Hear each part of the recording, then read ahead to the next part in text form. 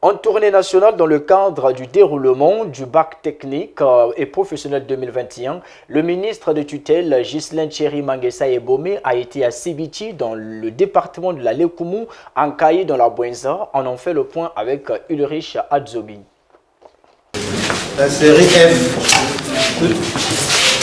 Signalez-vous.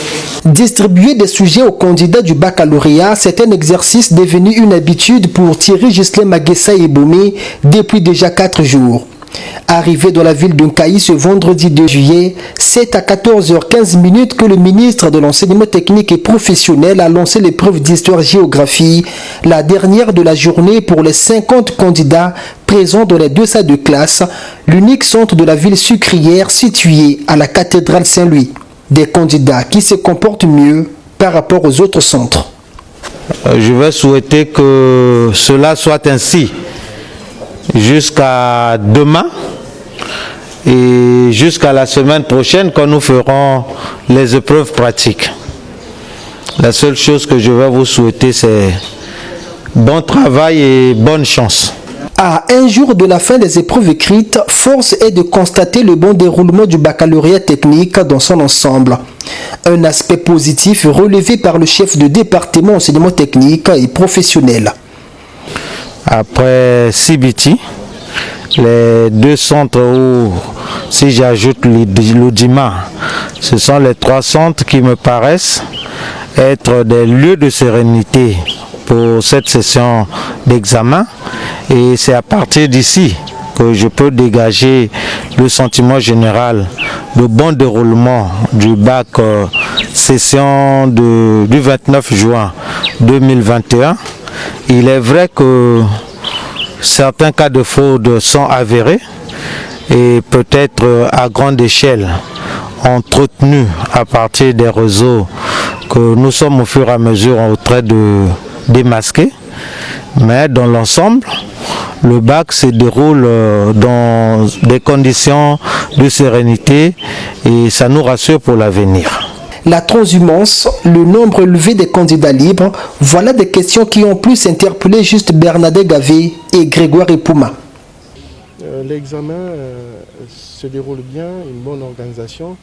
Nous félicitons le gouvernement de la République qui a réuni les conditions pour la bonne tenue de l'examen. Et aussi dire qu'il y a des choses que nous avons constatées sur le terrain.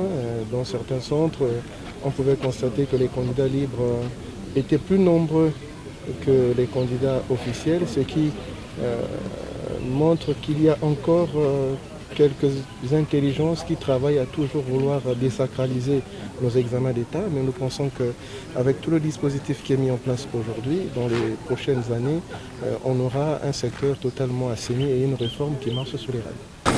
Mon ressenti, c'est le ressenti d'un parent qui aujourd'hui, avec tout le dispositif qui a été placé en termes de lutte contre la fraude, on se rend de plus en plus compte que il n'y a pas que nos enfants qui souffrent de ce cancer social ou sociétal, et également le personnel d'encadrement.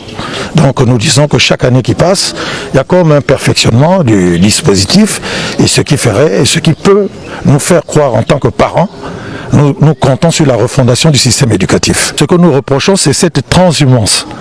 La transhumance, c'est le fait que les gens résidant par exemple dans les grands centres urbains puissent décider d'aller passer leurs examens d'État à l'intérieur du pays, alors que les matières sont les mêmes, quelle que soit la localité où l'on se trouve.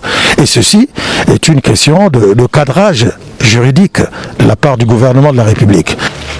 Un peu plus tôt dans la matinée, Thierry Ghislain Manguessa s'était rendu au lycée agricole de Sibiti dans le département de la Lekoumou.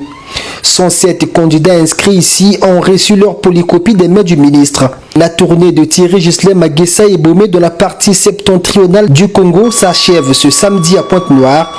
Samedi où les candidats boucleront avec l'épreuve de l'éducation physique et sportive avant de plancher sur les épreuves pratiques dès le mardi prochain. Thank you.